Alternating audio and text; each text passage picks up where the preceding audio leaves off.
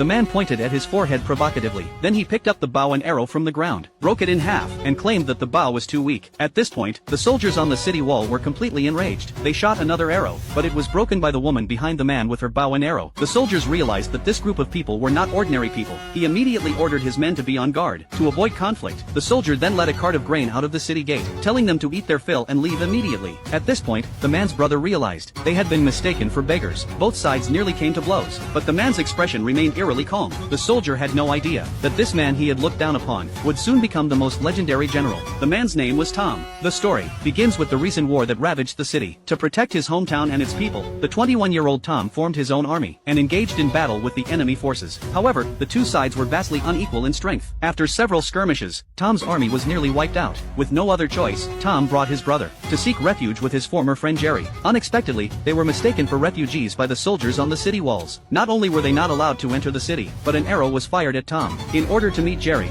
Tom accepted the food but did not leave. Instead, he camped outside the castle for 3 days, before Jerry finally agreed to meet them. Tom realized that Jerry was no longer the same friend he once knew, so he deliberately gave Tom a difficult task. He ordered the man to lead a force of 800 men to raid the enemy's supply of grain for their 5,000-man army. He thought this would scare Tom off, but Tom replied that he only needed 500 men. Tom then led 500 soldiers and ambushed the enemy on their inevitable route. As the enemy gradually advanced into the valley, Tom gave the order, and immediately dozens of fireballs rolled down from both sides of the hillside.